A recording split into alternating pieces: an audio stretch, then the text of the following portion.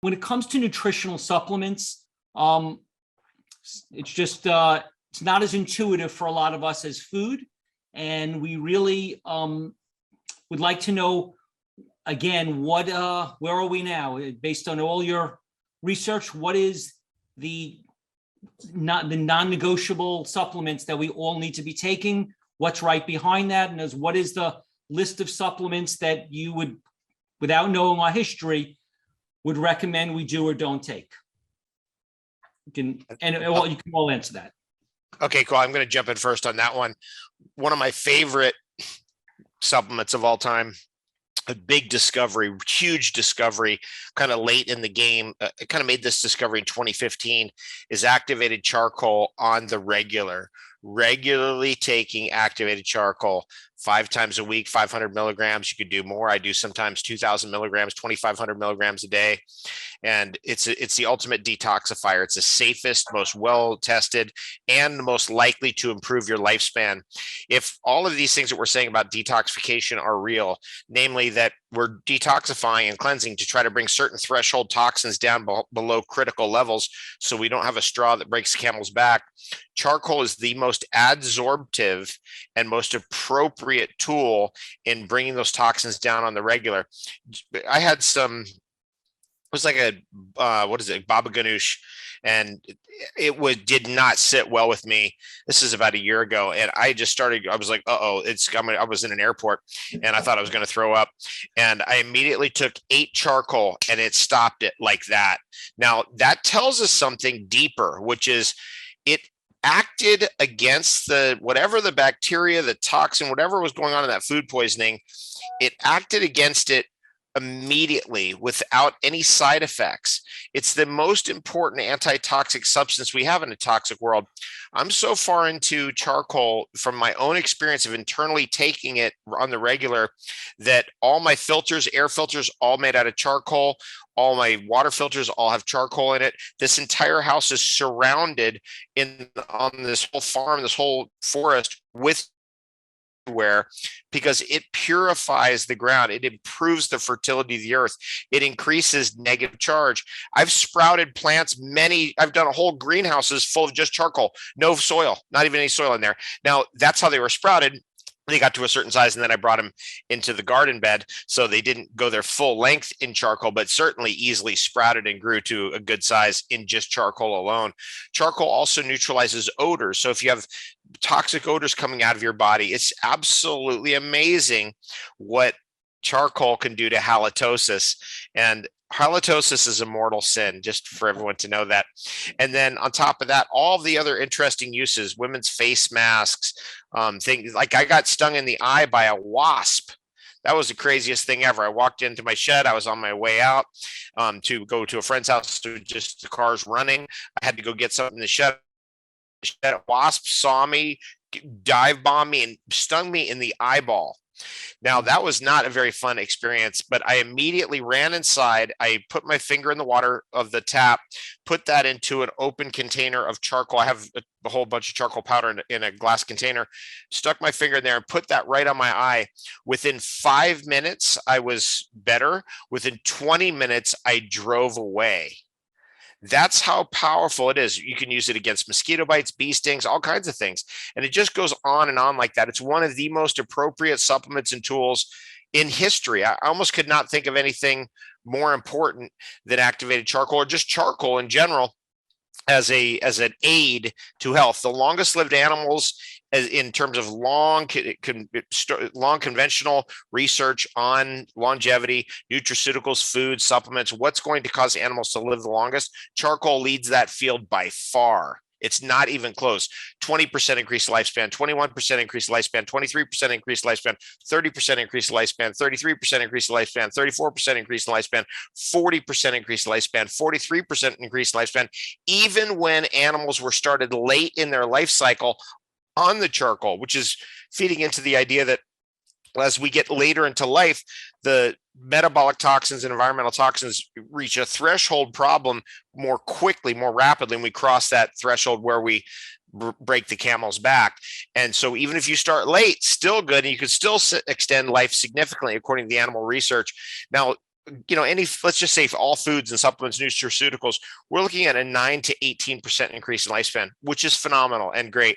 But we're getting even more than that with activated charcoal. That was such a shocking discovery. I've been absolutely enamored with that research. It's a life-changing research. Now, it doesn't just work in you. I want to end with this little piece. As the charcoal moves through you, it still continues to work as it goes out of your body and into the sewers in your local neighborhood and your septic system. And eventually I started realizing this old house, 1960, not this house, but my farmhouse, it actually had a smell that came up from the septic, and I started flushing charcoal down that toilet, and that just ended that. That was the end of that. Clean the whole septic system out.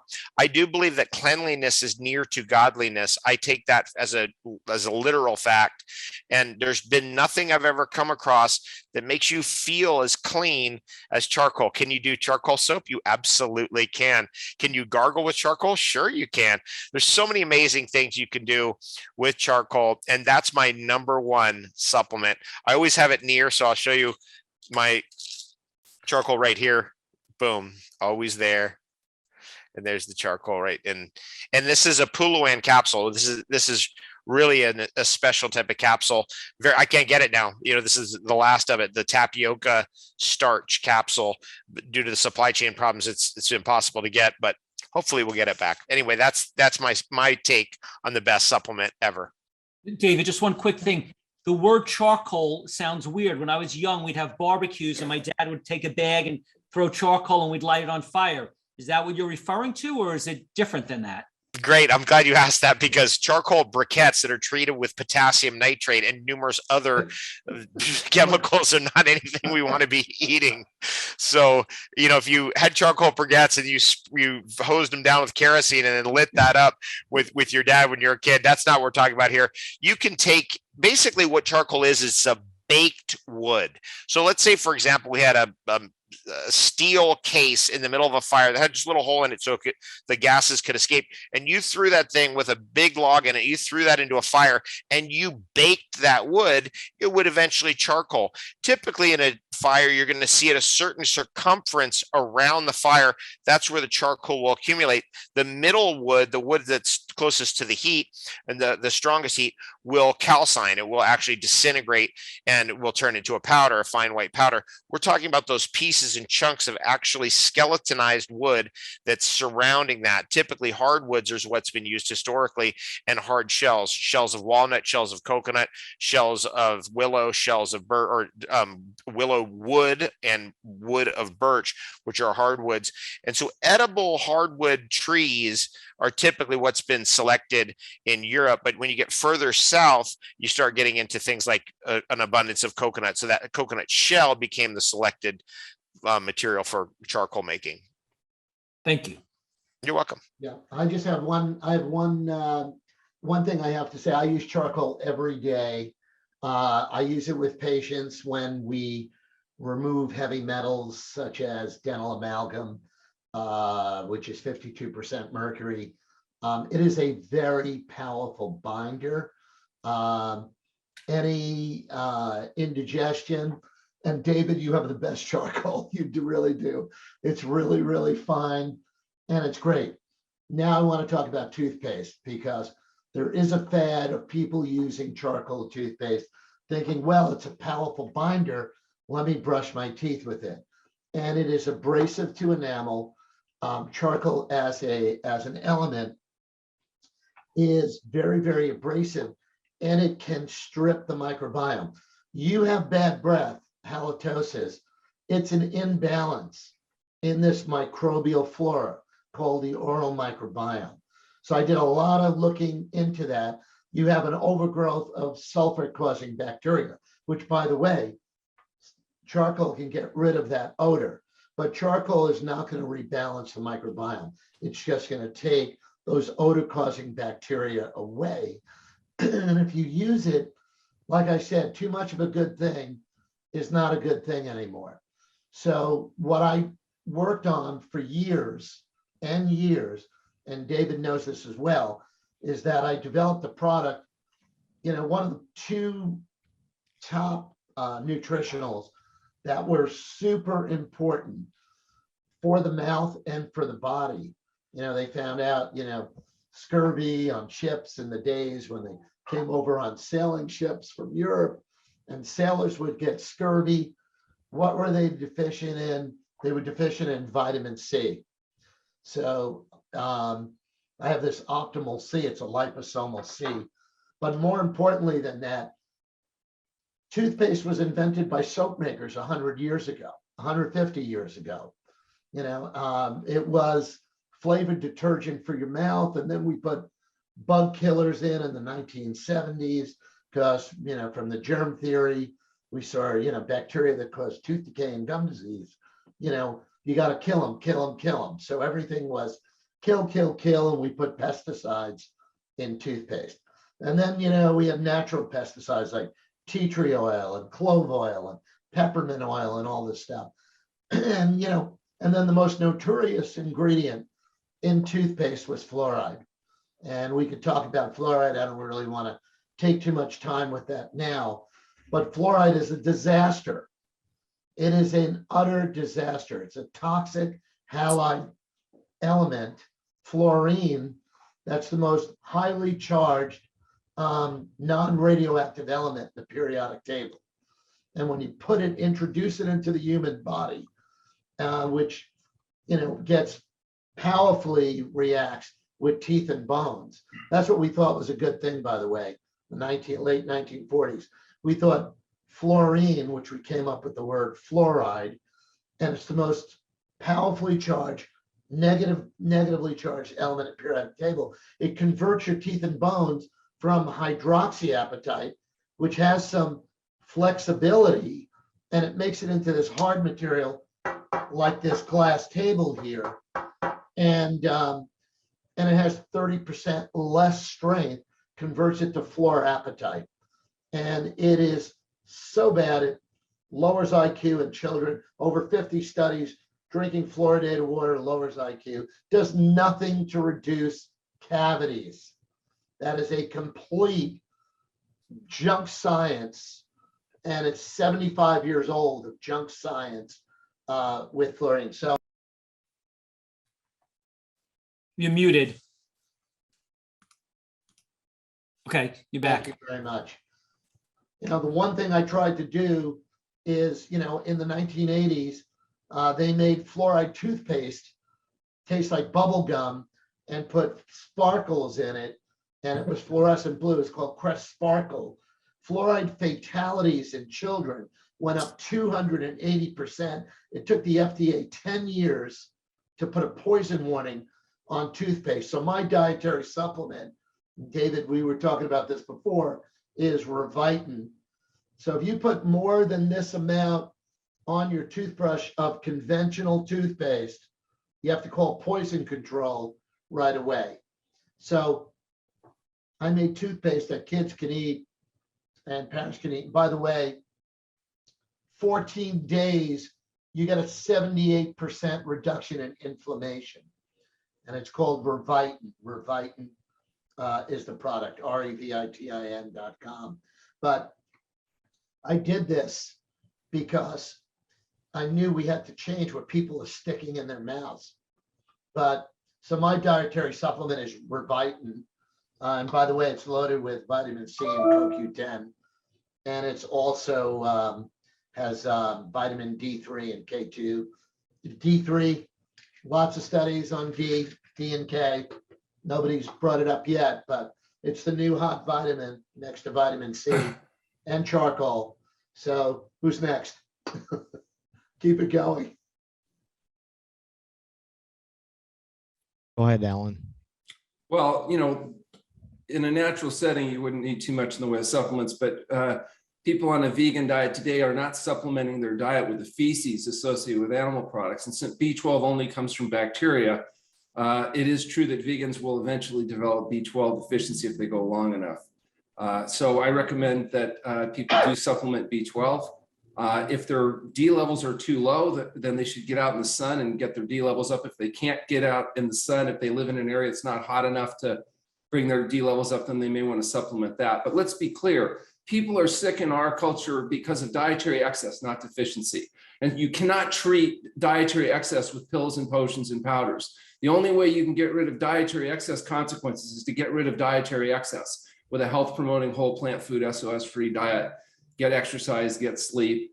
And that's also where fasting can be helpful if there is excess consequences. Sometimes you can give the body a chance to speed up the process of getting rid of the excess. Also, many supplements cause a lot more harm than good. For example, most studies on cancer where they tried to supplement, for example, vitamin A, the death rate was higher in the supplemented groups than the non-supplemented groups. So we need to be careful that anytime you do concentrated, isolated nutritional supplementation, you want to make sure you're doing more good than harm.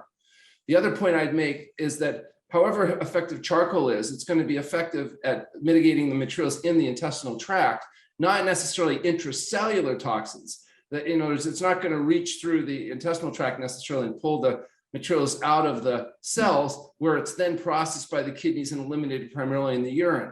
So that's where, good diet and lifestyle habits over a long period of time, perhaps facilitated with fasting, can be helpful at mobilizing those intermediary products of metabolism and those toxic products that are building up inside the cells of humans.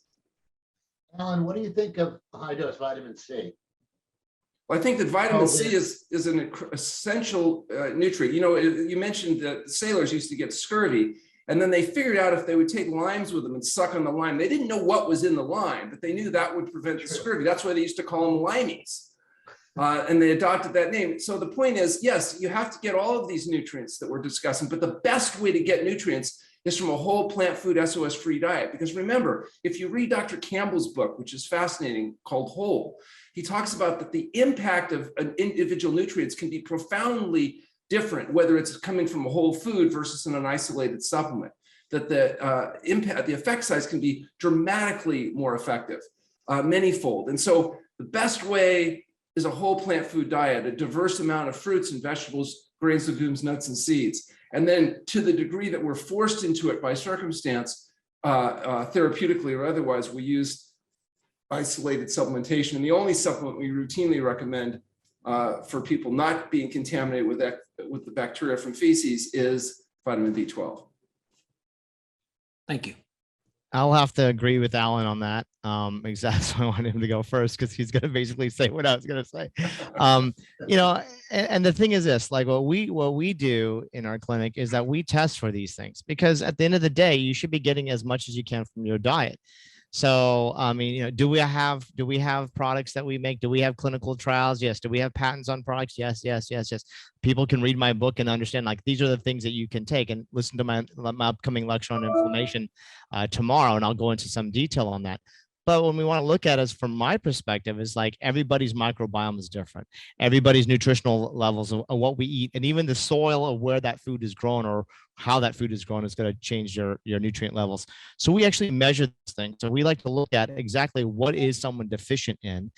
How is their microbiome, functioning or not functioning? What are the foods that might be even triggering inflammatory responses like sensitivities, so that we can guide people, because we want to be eating a whole food plant-based diet. Absolutely. We want to be eating as much organic as possible, etc. However, most of us, if we ate all at the same table, we had all the same foods, all same supplements, how our body absorbs, assimilates, and excretes is completely unique to all of us. And so that can be related to just not only just the diet, but even to some genetics and even epigenetics and metabolomics and all sorts of other aspects. But what we want to do is we measure that, because then what we do is we can then tell our patients, this is what you're deficient in. This is what you need to eat more of that has those nutrients in. Your food is medicine. Supplements only supplement the diet. They don't replace it. And even when we give the supplements, then we want to look at potency, purity, safety, efficacy, and then is there clinical studies? Can we show that it's actually going to do something more beneficial rather than causing harm? There is a lot of bad products on the market. There's a lot of bad products online. So understandingly why we want to push more food, because we're trying to get it from that direction. But what we like to look at is that then, instead of people buying tons and tons of products, what we like to look at is investigate what's individually needed for each person, try to encourage that food that they can get that source from. And then supplements only come in as we're supplementing the diet if they can't get enough for it, or we need a targeted response. They have a certain specific condition where this has been shown to be helpful, then we would give that. And that's how our approach is. Yes, vitamin D, obviously we should, if we're already talking about this so late in the day, then it's like people should already know that they should be testing their vitamin D, making sure their vitamin D levels are optimum. But even going to Alan's discussion on B12, when we test everybody, believe it or not, more people are having B12 deficiencies that are also not plant-based or vegan. And why? It's because 99% of food products that are coming from animal sources is factory farmed. So when we test them, they're also B12 deficient, believe it or not, because the animals that they're eating is also deficient, right? Because they're not getting their natural vegetarian or vegan diet. So we like to look at everybody, because a lot of times we'll pit people saying, well, hey, you're plant-based, you only need this. I'm like, I look at everybody like everybody's having nutritional deficiencies because no one's eating an optimal diet, even when they think, because even their microbiome might be off. And by doing that, then people save thousands and thousands of dollars rather than just running through and saying, well, this is the trend of this month, this is the trend of that month. We go directly to the source, we go directly to the individuality, and we treat that individual as a person rather than like, okay, well, I just saw this on social media, I saw this on the conference, I saw this on tomorrow's conference, something else they'll see, and they keep buying all these things, and it's like a heavily marketed thing. If everybody wants to have the right product, but are they doing the basic essential thing? We like to actually individually analyze that and then give the recommendations, because they have the better outcomes from that. Right now, microbiome itself is kind of a new and interesting field. It's complicated. The general consensus, I think, would be that the diversity in the microbiome is thought to be important to immunity, whether it's from cancer, heart disease, or COVID-19 infection. And that what you feed your microbiome, the prebiotics, the diet, determines both what kind of bacteria you grow, the diversity, and also what they're pooling inside your intestinal tract. When you think about it, you have 5 pounds of bacteria, which is a trillion creatures, living, swimming in your intestinal tract right now and defecating inside you. And what they poo could be TMA, which becomes trimethylamine oxidase and is thought to be a problem. It could be vitamin K, which you need. It's an essential nutrient. So whether you get toxic waste or fertilizer, it depends on what you shove in your mouth and what ultimately is the food for the microbiodiversity. We've done a study, actually, the first study, I believe, on long-term fasting effect on microbiome. We did it with Luigi Fontana from Washington University. The data is just coming out now. It's been a few years, but it's such a complicated mess trying to unwind it. But what we believe we're going to find is that fasting and a healthy diet promote a broad, diverse host of organisms. Unlike what you see, for example, in people on dominantly based meat diets, they have different bacteria, different productions of various toxic levels. Plant-based eaters have a broader diversity and thought to be a more health promoting preventative microbiome. Yeah, Alan, I'm so glad you brought that up, because the reality is that what I found in the research that we did in the mouth, that it was all about microbial homeostasis. Right. That the same bacteria that I learned in dental school cause tooth decay or gum disease in a balanced oral ecology, right? Which you were talking about, fasting and diet, so essential for promoting that microbial homeostasis. What we found in the mouth was absolutely incredible. The same bacteria that cause tooth decay and gum disease are benign and beneficial in that balanced ecology. And they did amazing things. These bacteria transport ionic minerals from saliva to remineralize your teeth. You don't need fluoride, by the way. What you need is a balanced microbiome. Right. That they transport molecular oxygen, and they take ROS and reactive oxidative species and other waste products away. So this microbiome are the housekeepers. What we found, they're the housekeepers in the mouth.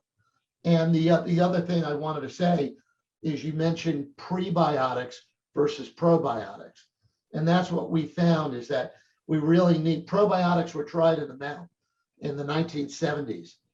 Probiotics do not work in the mouth. There were some products that came out, probiotics for the mouth and all this, yes. It's garbage, it doesn't work. What you really need to do is nourish and support the indigenous microflora of the mouth and the gut and the skin, your hair, your genital urinary tract. We have this microbiome that's as unique as our DNA. So we have similarities, but many differences. So the approach that I found to be the most effective in terms of oral health, and ancient Ayurveda, as Dr. Pai knows, says you cannot have a clean body without a clean mouth. And that is by making peace with our microbes. So my mantra is make peace with your microbes, and prebiotics are the most effective way. And that's why I did this. I spent 20 years on a prebiotic formulation to make peace with the microbes in the mouth and not kill. And so I saw some data that was interesting. They said if you divided a human being into two piles, cells that are human and cells that are non-human. So it turns out there's more non-human cells in a human being than human cells. So we have to make peace with our environment, whether it's the mouth or the gut, on the skin. And that may turn out ultimately not just be a marker of health, but one of the most important variables that control our health.